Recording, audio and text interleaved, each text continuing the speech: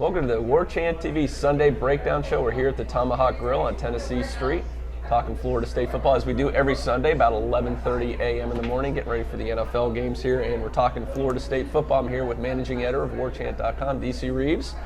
And fortunately, we were not up in Winston-Salem. Paul Thomas was up there. But we will talk about the game, what happened. Obviously, Florida State, a very upsetting loss, 35-30.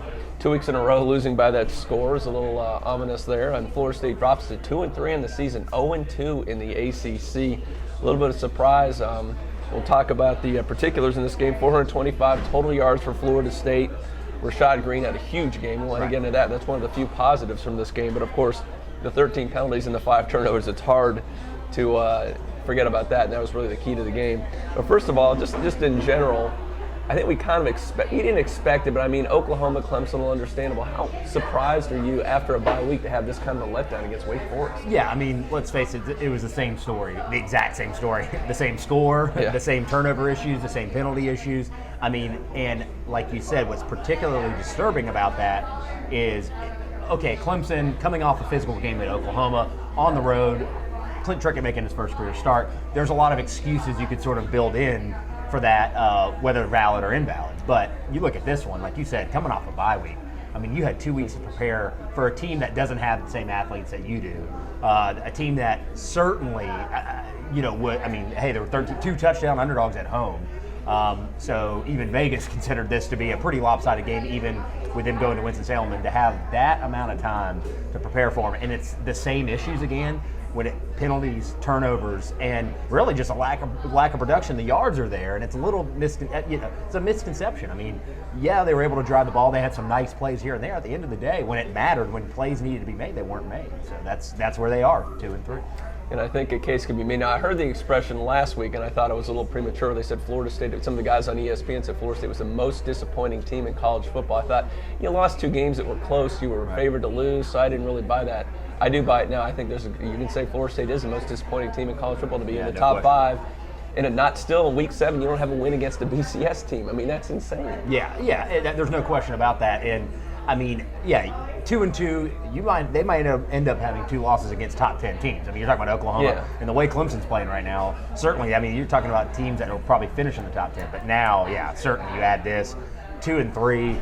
I mean, everybody talked about maybe them being able to win 10 in a row and run it off in game 1. They can't even win that after those 2 losses. Is pretty devastating for really the FSU season. Certainly the ACC hopes are pretty much bye-bye at this point. So got to reassess priorities, I guess, going forward.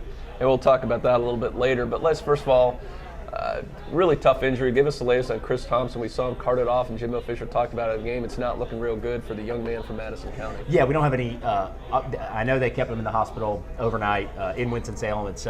He had fractures of the T5 and T6 vertebrae. And it's unrelated to the back injury that he had suffered during fall camp. That became more of a pain threshold thing, what he had in the fall. So this is unrelated, but certainly scary and certainly unknown in terms of where his career moving forward. And we'll get more details, I'm sure, on Monday from Jimbo Fisher's press conference. But scary moment there. And also, I know Andrew Datko is also on that list. I guess everybody knows he's been battling the shoulder issues. He had surgery, and Jimbo didn't really give a lot of details, but basically he said the shoulder surgery didn't take. So he didn't put an amount of time on it. But when you hear a surgery didn't take, you got to just assume that we're talking about, probably at best, several weeks, and at worst, probably all year. You got to wonder, you may have seen the last of those 2 guys here at Florida State, which is sad. And our thoughts and prayers go out to both of those guys and their families, and hope they get well soon. But when we come back, we're going to start breaking down the offensive side of the football and find out what went right and what went wrong for Florida State next on the Warchant TV Sunday Breakdown Show.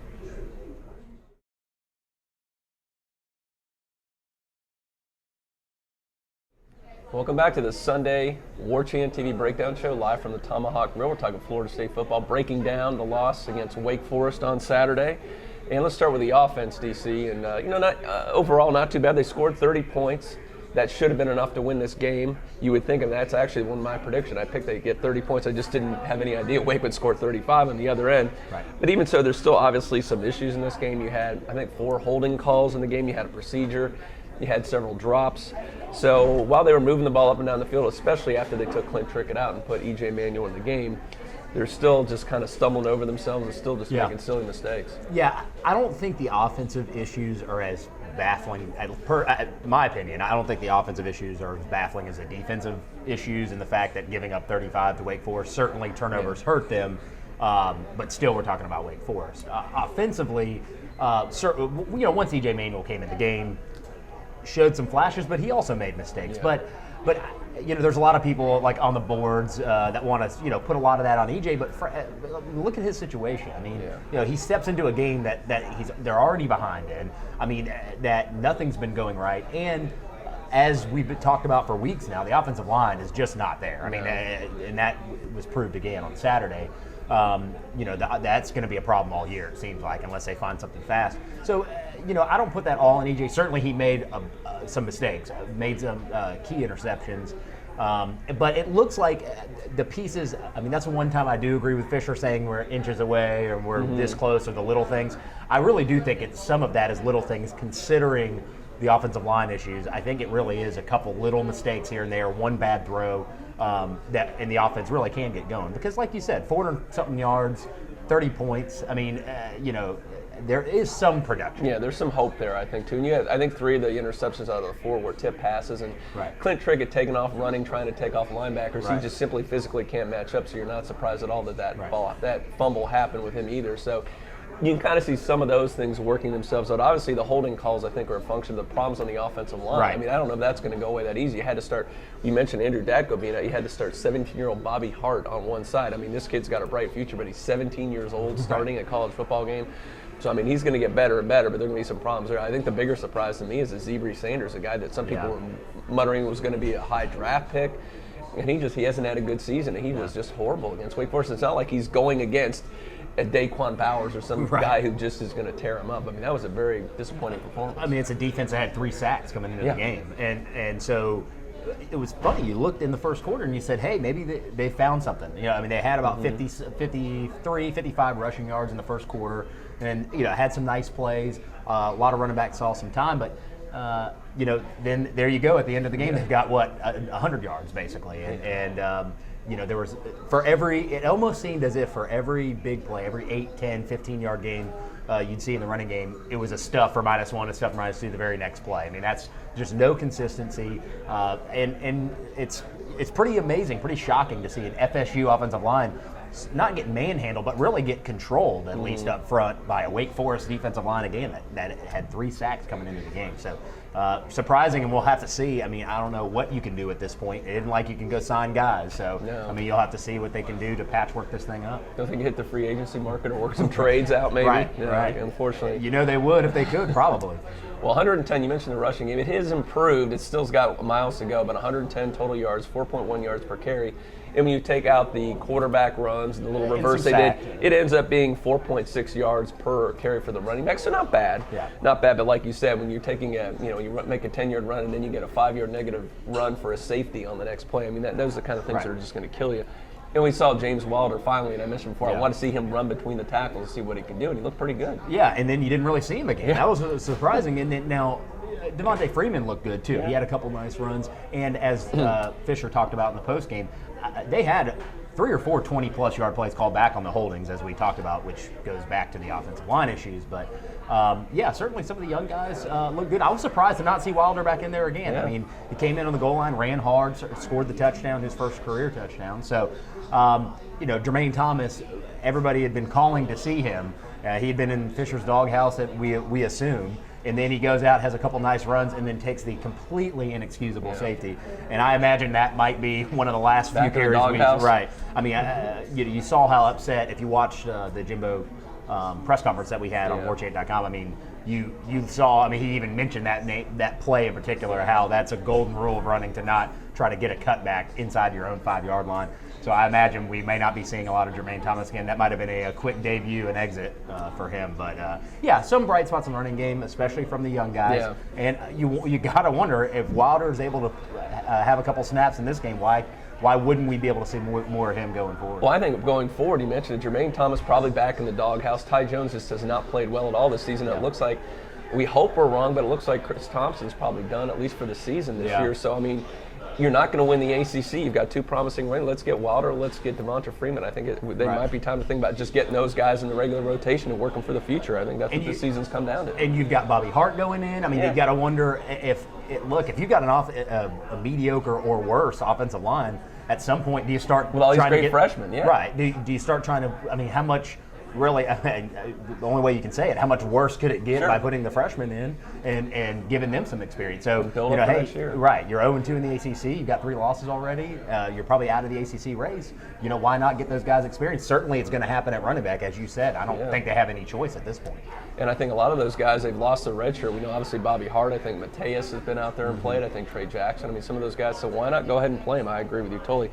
Last kind of thing before the whole thing going on with all week it was kind of planned out. It was showed to us that EJ Manuel's going to start. He even brought him out to the press conference to speak to us, and EJ said he's definitely going to play. And then when you heard the quotes after, it's pretty sure he wasn't going to play. So it was kind of obviously it was a gamesmanship thing. I mean, what is your feeling with that? Did Jimbo go to all this effort to try to make it look like one quarterback was starting over the other? Yeah, it's an interesting argument, and on one hand, certainly from the media perspective, selfishly looking at it, it's not a good thing because it makes our job more difficult. Yeah. We're trying to let readers know, let you guys know who's starting the game. Everybody wants to know that, and we want to be accurate. We want to have that as soon as possible. So it certainly makes our job more difficult. In terms of the gamesmanship thing, look, I mean, college football is a business now, and Jimbo Fisher's job is to win games. So while it's easy for us to sit here and say, well, that's not fair to the media, that's not fair to the fans. At the end of the day, when your only job is wins and losses,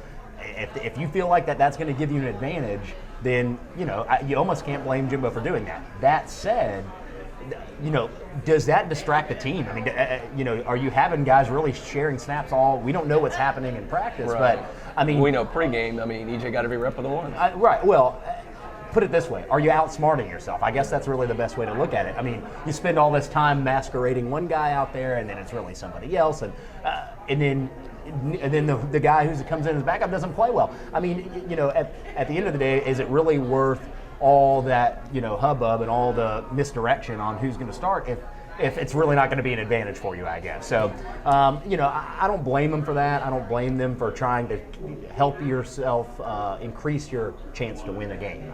That's fine. I think the weird part of it is for you to do that and have 2 weeks to prepare a guy, and you spend all that time making sure it seems as if one was going to start over the other, and then here you are, neither one played exceptional. Yeah, and obviously Wake Forest wasn't too thrown off by Clint Trickett getting the start. It wasn't very effective. But I'll say one thing, it's not like Fisher ever came out and said EJ was going to start. He very much was very clear during the week, I'm not naming a starter. He said Thursday it's going to be a game time decision. So.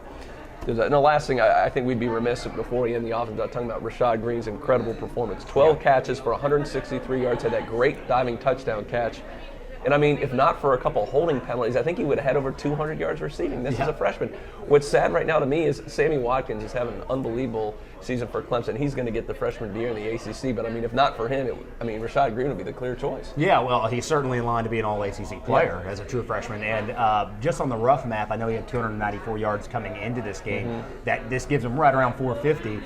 In the record for FSU, that's been it's about 650, 660, right around there. He might get that in the Duke game. Yeah, he's 200 yards away with 7 regular season games left. I mean, and we would assume a bowl game. So, I mean, you're talking about 8 games to get 200 yards. I mean, you're looking at probably the most decorated true freshman receiver to ever play at Florida State, barring some sort of injury or something like that. So, an incredible year. As you said, he's going to be overshadowed by Watkins, who's having even more of an incredible year. But, who would have thought? I mean, certainly he was a highly talented guy coming in, but I mean, it's hard. I mean, just because you're fast, just because you've got good hands, just because I think anybody who's followed Florida State football or college football in general would be able to tell you. I mean, just because you have those measurables doesn't always equal you walking in as a true freshman and projecting at that next level. To be able to do that right away, I mean, that takes something else, some sort of intangible, and he's got it, whatever it is. Just a really good bright spot for that offense and for the years to come for Rashad Green at Florida State. When we come back, we're going to go to the other side of the ball, talk about defensively. Like you said, that's maybe the most surprising aspect of this game. Try to tell you what went wrong. Give a little commentary. Maybe where does Florida State go from here? Their season goals are pretty much done now. What do they think going forward? Next on the Warchant Sunday Breakdown Show.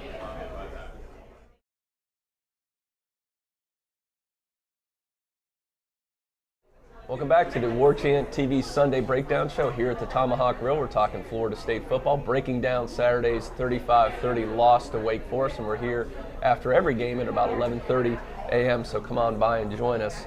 Other side of the ball, we broke down the offense, defense, gave up 35 points for the second straight week. 35 points, we were all disappointed about Clemson. You kind of understood it a little bit. You mentioned Sammy Watkins, they run that spread offense. They're kind of rolling up pretty good points against everybody right now. You didn't like it, you saw it, but 35 points against Clemson is very hard to understand here. Against Wake, you're saying? I'm sorry, against Wake Forest. I mean, that's, you don't get that. I mean, you went out and you played pretty well against an Oklahoma team. You played better defensively against Oklahoma, who's got obviously arguably one of the best offenses in the country, but Wake Forest writes up 35. How do you explain it? Yeah, you can't. That's the problem. And you know, it's such a weird. It's so much more baffling to me than the offense. We thought there might be some questions on the offensive line. When we talked in preseason camp, we talked about if there was going to be one concern with this Florida State team, you know, where would you find it? Well, we didn't see any on defense. It was maybe it would be the offensive line. So at least that can be explained. The defense issue is just baffling. And really what's the most baffling about it is look at the individual parts of this defense. I mean, you're talking about Werner, you're talking about Brandon Jenkins, an All-American. You're talking about 3 cornerbacks who are going to play in the NFL. You're talking about LaMarcus Joyner, who's the #1 corner and typically a really, really good safety. I mean, you look at all those guys, and then collectively, they're just not getting it done. I mean, those 3 cornerbacks have underachieved. I mean, Harris, Rhodes, and Reed have not been effective in those 2 games. Who would have thought that? And you know, teams have been able to run. Teams have been able to get third downs on these teams. And then on top of all that, there's a lot of really, really bad penalties that the defense has taken the last couple of games too. So that's, I think, the most baffling part about it is that you look at these positions and these players individually, and you say, how can this defense not be good? And then the sum of its parts is just not producing. This is where the parts are greater than the sum. It just doesn't make a whole lot of sense. And one of the frustrating aspects, let's talk about this. We know that rush defense is really good. Now, they had, I think, 128 total rushing yards, which is, it's average. It's not bad. But, I mean, you look at it, 2 rushes by Josh Harris went for 83 yards, 2 40-plus yard runs he had in the game. You throw those away, they go 45 yards on 36 rushing attempts. That's a 1.2 average, but yet you had 2 big mental letdowns. Right. When and again, that goes back to the penalties and all the other things we're seeing. It's a discipline thing, and again, that's got to ultimately go back with coaching. Yeah, well, and I think the other thing with that, you talk about the 2 40-yard runs. Unfortunately, when you're talking about the defensive side of the ball, 40-yard runs lead to points. So, I mean, you take that away and they were good in those other situations. When you're giving up 40-plus yard runs, points, right. I mean, so it's, while yes, you're right. I mean, 90% of the time in the run game, they were better than they were on those 2 plays, but that doesn't matter because those 2 plays lead to points, and that's how you lose games. So, you know, it is what it is, and you'll have to get something fixed, not only in the run game, but in the pass game too. Well, that's the thing, too. There were a couple big pass plays as well. I mean, really, if you go, like you said, I think 90+% of the plays, the defense played pretty well. But, I mean, that's not how a defense works. You can't do that. You got to be good all the time. Or you have to really limit. If you're going to give up play, make it a 10, 15-yarder, not a 40-yarder. And like you said, those led to scores. It wasn't all disappointing. Obviously, Bjorn Warner had another great day. Very, very excited about his performance. He definitely wasn't at fault in this game. And I think let's talk a little bit more about that secondary because you brought that up, and I think that's the most disappointing aspect of this defense so far. And I think LaMarcus Joyner's played pretty well at safety. He's the one bright spot. The corners are very disappointing. Can they do something to shake it up? Because, I mean, really, what are they going to do? Go to some freshman corners? The one change I could see potentially is I like Terrence Parks. He's a good guy, but maybe you need to start. We talked about the freshman movement. Maybe put a Carlos Williams out there. Is it going to get any worse at this point? I just don't see Terrence Parks contributing enough to that defense. Right. I mean, the microcosm of the totally baffling feeling about the defense is that secondary. Because, I mean, you look at, yes, Givens is really good for Wake Forest. Obviously, he proved that. So was Sammy Watkins the week before. But you're talking about one receiver who you knew going into the game was a good player, and you still can't stop him. I mean, and you've got 3, like I said, there are 3 guys that will play in the NFL just at corner. And that's what's crazy about it is that, I mean, there's other guys getting open. They're getting busted for big plays. How many times do you see? I mean, Reed and Harris in the last couple of weeks have been beat on big plays, and it's just really, really surprising. And I don't know what the answer is. Certainly, you can't go like you said. You're not going to sit these guys. I mean, they are really good players. There's no other corners, right? I mean, it's not like Wason or Avis is going to come in and somehow be better than those guys, but. Just really no answers. I mean, and that again, it goes back to the craziest thing or the hardest thing to comprehend throughout the whole team is that secondary and how they can continually get beat by those big plays. 4 sacks again, so they got a little bit of pressure on the quarterback, but you saw a couple of those times when he was able to squirt away and make big plays, and it always seems to be like on a 3rd down or something when you got a big stop and they get momentum and go on. So just one of those things, a lot of little things they can take care of, and I will see if they get better. Well, let's go bigger picture here, DC, and talk about where do they go from here. I think at this point it's safe to say with probably the 2 teams that are the quality teams now in the Atlantic, and Florida State's not one of them, is Wake and Clemson. They've got a huge lead on Florida State. The odds of Florida State getting back in there are not happening. So at this point, you totally have to redefine your goals. Where do they go from here? I mean, how do you motivate this team that was supposed to be a top 5 team that was a lock to win the ACC, and now they're not even close to it? Yeah, I mean, you're on tilt right now. I mean, it's a tipping point type of thing, and I'm not necessarily saying that against Duke next week, but I'm just talking about just next 2-3 week period. I mean, this team has got to be deflated, certainly. 3 straight losses. You're going to have to find some inspiration somehow, and really it's going to probably have to come from the players themselves. I don't know what Jimbo Fisher can say to this team at this point that's going to fire them up. I mean, like you said, ACC's out of the question. They're going to have to just take a little pride in the fact that they're not going to be one of the most disappointing teams in years here and figure out a way to beat. I mean, you looked at the schedule before, you thought it was a given that they were going to run the table. Now, you even have to reassess that. Yeah. I mean, if they play that way against Maryland at home, if they play that way against NC State at home, as bad as those 2 teams are, 5 turnovers and 13 penalties is not going to get it done. And on top of all of that, I think, and I give Jimbo Fisher credit because he did take a lot of the responsibility in terms of, said it's about coaching, it's about us. And he's exactly right. I mean, when you have a team go back-to-back on a bye week, have 4 and 5 turnovers, double-digit penalties, over a dozen penalties in both games, a lot of that is coaching. I mean, that is. I mean, that's, it's those little things, as he keeps talking about, but little things come down to the coaching aspect of it and getting those guys in gear to not be making those silly plays and silly turnovers. Yeah, Jimbo Fisher talks about the 10, toughness, effort, discipline. They're getting the TE. Right. They're not getting the D right now on both sides of the ball. They don't have the discipline. They're making a lot of silly mistakes. And I think now what you got to look at, I mean, things have been so promising with Coach Fisher, and the recruiting has been through the roof the last couple of years, and they're on pace with the class they have right now to get maybe a 1, 2, or 3rd ranked class. You got to think at this point, some of that might be slipping away because he's selling to these kids these perception that Florida State is back. They're a perennial top 5 team. They're a BCS bowl team. And now in his 2nd year, they're losing to teams like Wake, the ACC championships out of the fold. College, ESPN's called them the most disappointing team in college football.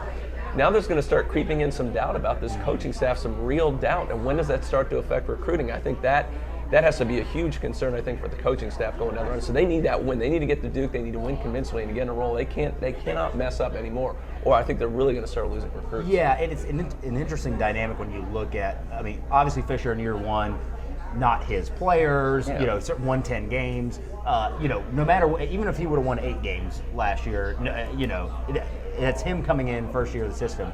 Now he's in the 2nd year where he's going to start. Now he's some of the talent he's recruited is now on the field. And so that's why people are going to be a little more critical of losses to Wake, because now you really can't argue that the talent isn't there, where you maybe could have argued that a season ago. And it's only going to be more pressure to win next year when now you would have 3 recruiting classes in, and you'd have all that. I mean, there's a lot of guys coming back for 2012. So, he's going to certainly have to start taking taking the grade, per se, on these types of wins or losses. And, I think he's, on the clock in those terms, meaning, now it is his guys. It is his. And so losses like this, he's got to answer for, which he did. Yeah, it's going to be interesting because I think part of the hype was all these coaches in their 2nd year the Urban Meyers, the Nick Sabans. I mean, you saw the dramatic increase, and I think a lot of people expected. Those coaches had a lot of head coaching experience coming. Jimbo Fisher has no head coaching experience, so I think he's still learning somewhat on the job. We know he micromanages everything. It's his strength that he wants to be involved in every aspect. You got to wonder, maybe he's spreading himself too thin. Maybe he needs to kind of reevaluate some things and how he's going about coaching this team. But we all know he knows football. Right. He's been around some of the best coaches. You talk to the guy, he gets it. Now maybe he just needs to work a little bit on organization. But we'll have a lot to talk about this week, so keep tuning into warchant.com. We're going to talk all about that, what Florida State needs to do moving forward, the latest in all the injuries with the players. We'll have interviews with Coach Fisher and everyone this week. So appreciate you tuning in. Florida State will be on the road at Duke. It's a weird 3 p.m. kickoff, not 3:30, 3 p.m. We'll have all the information in terms of TV, because I know that's always a big thing. Where can I watch the game on TV? Where can I watch it on? We'll have all that for you at warchant.com. And of course, you can follow us on Facebook and Twitter, all that social media stuff. We're all over the place. And if you're not a subscriber, do it. 7-day free trial. And you got all good type of stuff to talk about. If you subscribe, trust me, you'll love it. You'll be hooked. Thanks for tuning in to the Warchant TV Sunday Breakdown Show. We'll see you next week.